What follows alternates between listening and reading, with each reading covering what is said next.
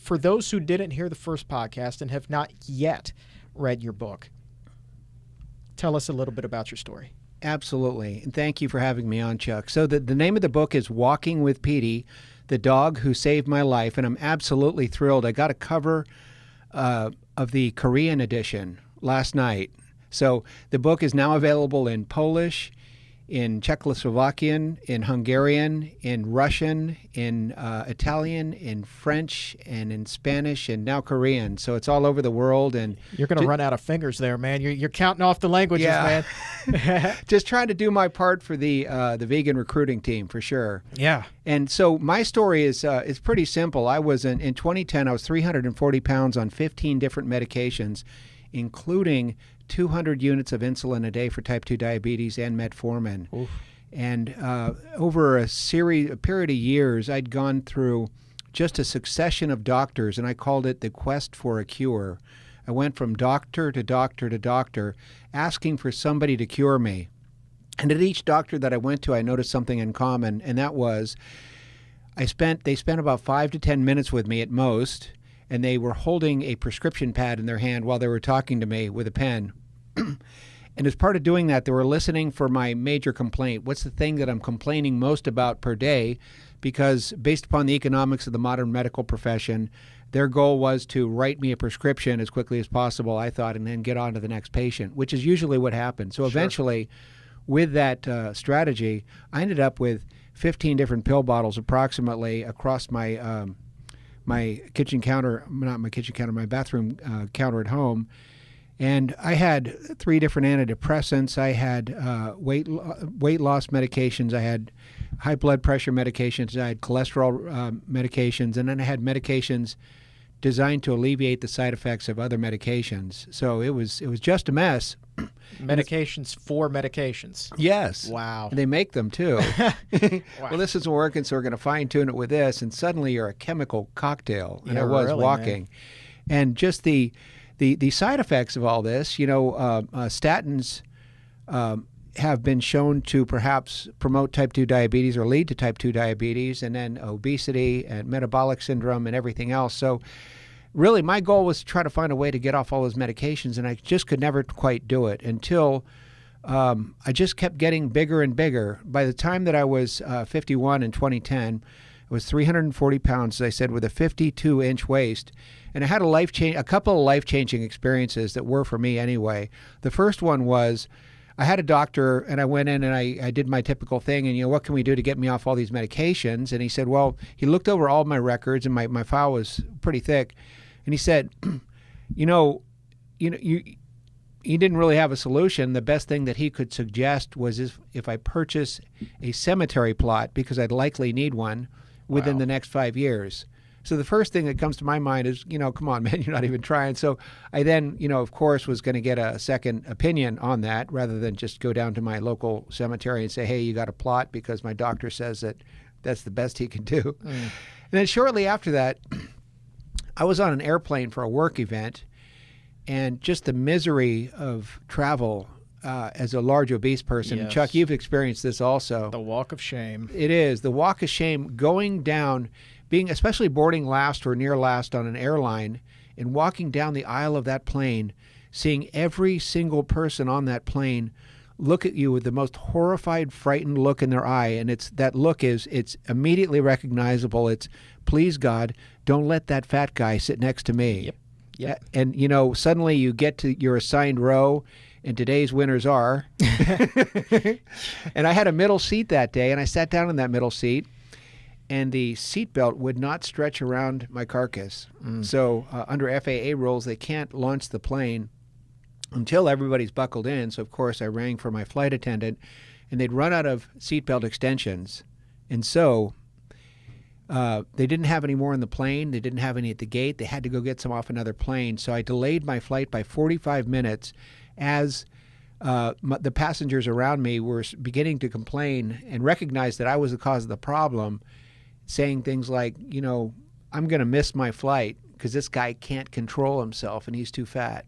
And that really affected me in a very profound way, because I'd always been a proud person. I'd been in the military. I'd been just somebody I'd never applied for government assistance. I'd always taken care of my own things. Sure. And suddenly I was a burden on other people, and I'm thinking, what's next?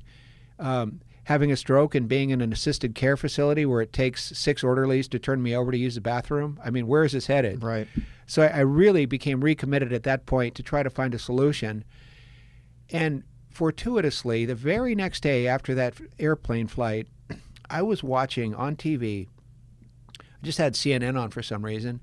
Bill Clinton came on being interviewed by Wolf Blitzer, and it was some sort of political interview. And Wolf eventually stopped the interview because Bill Clinton at that point looked better than I'd ever seen him on TV in my entire life. His face was oval instead of round. His eyes no longer had bags under them. He'd lost a bunch of weight. He really looked presidential. He really looked good, better than I'd ever seen him before. So Wolf eventually stopped the interview and said, I've got to ask this question because I'm sure all of America is asking, what have you done? You look great. What'd you do to lose weight? Right. And he said that he had consulted with and was being treated by doctors that were involved in some sort of recent study called the China study, and he was following a whole food plant-based diet to reverse his heart disease and also to help him lose weight and achieve some other health benefits because it was right before his daughter's wedding and he wanted to look good for his daughter's wedding, and in addition to, last long enough so that he saw his grandchildren. Yeah. So that was it for me. At that point, I had tried about 3 dozen different diets, everything ever commercially marketed in the United States for weight loss. South Beast, Weight Watchers, Nutrisystem, Atkins. Amen. You name it. Go down the list, man. Run out of fingers again, man. Every one of them, man. And, I don't want to give these guys anything, but all these people trying to make money on the back of illness and obesity that are promoting these temporary weight loss systems that don't work and can't work because they're not sustainable. And on every one of these weight loss programs, let me give you an idea. On Nutrisystem, I signed up. I got the big box in the mail. So I opened the box and there's all this food in there. And most of it is like you got to mix water with it. It reminded me of Army rations. Right. But so I opened the box and you're supposed to eat like this one little meal and then wait until dinner. Man, I ate that box in 3.5 days, a 30-day supply. It's not a lot, man. But look, you joke, but I will tell you, any diet that you go on where you're hungry, it's a diet, we're going to put that in quotations, that diet's going to fail. It's just not going to work. You are setting yourself up for failure from the beginning. But you know what? That's exactly what they want because you keep coming back. You go through that box, it's supposed to last 30 days. You go through it in 3.5. Did you get another box? Well, 30 days later, but then at that point I had to argue with them that this isn't going to work for me, cancel this subscription, and then they continue to transfer you to their different departments trying to talk you out of it. I think somebody makes a spiff, like some sort of sales commission if they get you to change your mind. So anyway, I went through all these, and on every one of those diets, I was able to lose 30 to 40 pounds. And for a 340-pound person, that's not like a lot of weight. Right. So I was able to put a dent in it, but then you backslide. And when you backslide, every time you fail on that particular diet plan, you not only regain the weight back that you lost very quickly, but an additional penalty. I think this is the universe's way to say this isn't going to work, and I'm gonna punish you for doing this. So that was my almost 25-year history of dieting. Mm-hmm. And so I then became committed. He said something I'd never heard before, which was a plant-based diet. So immediately then on the spot, I Googled Clinton plant-based diet. This was in my apartment at the time. This was in August 2010. And it came up with 0 search results found. Now, if you do Clinton plant-based diet on Google right now, you'll get approximately 30 million hits. That's how far we've come in the last 8 years. It's extraordinary. Right. So I called and I called and I called and I called, and unfortunately it's before plantbaseddoctors.org, which is an excellent resource for anybody looking to find a vegan-friendly doctor that knows what they're talking about and is up on current nutritional science, and you just enter in your zip code and it'll find a doctor near you that you don't have to argue with and is not going to tell you to eat meat or drink milk or something like that. Somebody that'll help you get healthy. So I recommend that. So I did find, this is before that though, and I found a doctor in Cupertino, California, and her name was Dr. Preeti Kulkarni in Cupertino, California, and she still works at Core Integrative Medicine. And so I talked to her, and she said not only did she know what a plant-based diet was, but that's what she followed herself. And I said, sign me up. There you go. So I went in and I talked to her, and as part of talking to her, something very odd happened. It was the first time she didn't just talk to me for 5 or 10 minutes. She spent over an hour with me. And in my mind, because I'm fascinated with how systems work and how people are motivated and how people make a living and things, I finally had to ask her, I said, how can you afford to do this? And she said, I'm not trying to, help you in one visit.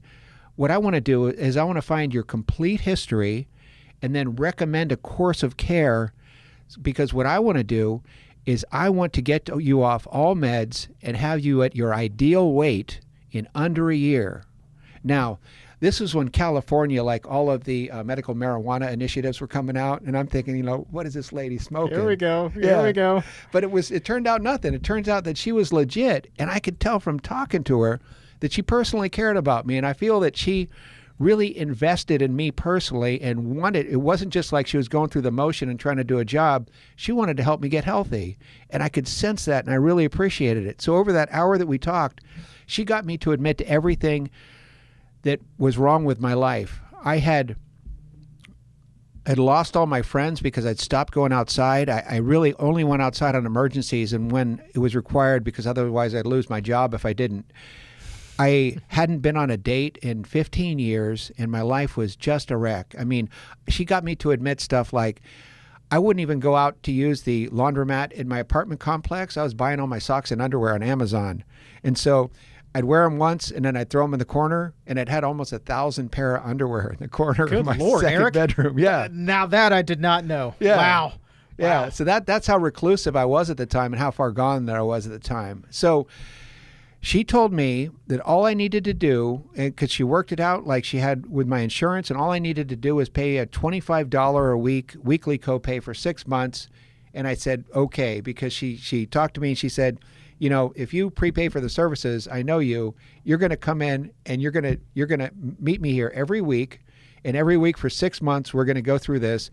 We're going to weigh you. We're going to talk about what worked and what didn't.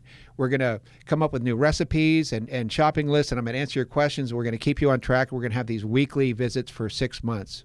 So I said, okay. So at the end of that meeting, she did some things that totally surprised me, and I'd never heard of a doctor before. First, rather than prescribe me with medications, she prescribed a whole food plant-based diet and also a dog from my local shelter. And I'd never had a pet before. So the first thing that I asked her was, I'm kind of nervous about this. First of all, why is a doctor prescribing a dog for me? And she said, because you need to get outside. The dog is going to force you to go outside, have sunlight on your skin, start producing vitamin C, walk, meet people that you otherwise would not meet, and really kind of like get you back into society, as well as get you some basic exercise, which is absolutely critical for your situation. And the second thing is that the dog is really, you need a relationship in your life because you have no relationship right now. You don't have, and this is a very unhealthy way to live, and it's exacerbating your obesity and causing all these medical problems and shortening your life as well. So the dog is going to be your accountability partner and your relationship. And she said, I want you to get it from a shelter because I want you to go get a dog that is like you and has similar needs to what you have, and you can work on this together. And I said, okay. So I go home with a shopping list, and after going through a grocery store and going through a fairly arduous experience, the first time that I cooked, because I'd never done anything before that was more complicated than boiling water or using a microwave. So the first thing I did was I set the fire alarm off in my apartment building, and everybody had to evacuate. Well done, sir. The fat guy set off because I burned whatever it was that I was cooking because I wasn't paying attention. But then the next day I did call the shelter, and this was Humane Society, Silicon Valley, in Milpitas, California. And I said, well, my doctor told me to get a dog like me, so I need an obese, middle-aged dog, so we'll have something in common, and we can work on this together. And they said, come on down. We have the perfect dog for you. And so through my mind, the perfect dog in my mind was this beautiful little 8-pound dog that was smiling and happy and would never bark or annoy me and would always just do anything that I said and was perfectly trained and would never have any sort of allergy qualities to it. It would never in the history of the dog ever pee or poop in my apartment, right? That is the ideal dog. So that in my mind, visually, that was like an 8-pound golden retriever. Aha. 8-pound golden retriever. Yeah. Yeah, so you're laughing. Okay then. Yeah. So I'm going down there with this vision of this perfect dog in my mind, and I meet with the adoption lady, and the first thing that she did was she made me commit. She talked to me for half an hour before she'd even let me see the dog. She said, this dog is a commitment. This dog is a family member. You can't just change your mind and give up on this dog, because this dog's been through 2 shelters already, and this dog needs you as much as you need him. And this dog is a person. This dog is you're going to have a relationship with this dog. So I'll show you this dog if you are committing to this dog. And I said, I commit to this dog. So I'm sitting in this waiting room, this adoption room, waiting for this dog to show up. And I hear this really loud, it sounds like Godzilla walking down the hallway, like this clunk, clunk, clunk, nails on concrete. And so in walks this dog that is a very obese dog, and his head is hung low, and his shoulders are slumped, and he's looking at the ground. He's not even looking up at me, and he's got skin problems. He's missing patches of fur. He's in bad shape. And I look at this lady, and I said, well, where's my dog? And as I said, where's my dog? This dog looks up at me, and I could tell he was way more disappointed in me than I was in him. That's funny right there. And so she then squared everything, and she said, look, I know what you're thinking. I know what you're thinking, but you told me that you wanted a dog with the same situation that you're in, and obviously you guys can both work on this together. I said, you know something? I think you're right. And so I took that dog home, and that dog, I don't think the dog had ever been in a car because he didn't know how to get into a car. And it was very difficult. He was maybe 75, 80 pounds. He should have been around 50. It's really difficult for me to lift him into my car. And I got him home. The dog didn't know how to get into an elevator. He thought that I was putting him into a kennel or something. Oh, wow. Yeah. Because you think Closed about, walls. from the dog's Sure. perspective, a small room. And so I got around to the front of him, and I pulled him into the elevator. And when I did it, he pancaked, all spread out, and I just pulled him in. And the look on that dog's face when that magic room stopped in a different place than when he got on, it was the most surprised look that I'd ever seen on a creature. I mean, he was just freaked out by that. Yeah, He goes, right. how did that happen? Wow, it's like a magic trick. So we went into my apartment, and over a period of, first, I sat on the couch and he sat on the opposite side of the room, and we looked at each other skeptically. And we did that for about 3 days. But in the meantime, because I didn't know what to expect from him, he didn't know what to expect from me, because we'd never, excuse me, we'd never, he didn't really have anybody to spend time with him, and I'd never had a pet before. And so I walked him, and the first day that we walked, we made it about 100 yards down the street, and I was just like exhausted. My legs hurt, my knees hurt, my back hurt, and I had to lay down on the couch, and he laid down, and, we started eating, and, basically, so we went through that for about 3 days, and on the third night, he jumped up on my bed with me, and he put his head on my chest, and after that, we became like bonded, like the bond of brothers. That was it, man. Yeah, and I'm telling you, it was like he cared more about me than himself. His total job in life was to protect me and from evildoers, and to really, he wanted to screen everything. He wanted to, when we went into a room, he would lay down in the doorway to protect the cave so that nobody could get in without his permission. But he was in such bad shape that I stopped feeling sorry for myself, and I started feeling sorry for him. Oh. And so we did it. And I realized that the food that I was on from my my doctor, the whole regimen that she put me on, made me feel so much better and so amazing and so alive. I mean, just within a week, I was feeling better than I'd ever felt in my entire life. I felt more energy, more mental clarity, better than I'd ever felt in my entire life. And I asked her at my next meeting, well, why do I feel this good? I mean, what's wrong? Because I felt like I was high or something. I felt that good. And she said, you're feeling normal. And I'd never felt normal before. Wow. And that was like a profound thing to me. So I said, well, if this is working for me like this, maybe it'll work for the dog too. And rather than feed him all this, this canned meat crap, maybe I should go and figure out. And I did. So I talked to a veterinarian who informed me that dogs, like pigs, bears, and people, are omnivores, and they can exist very healthfully on a balanced vegan diet.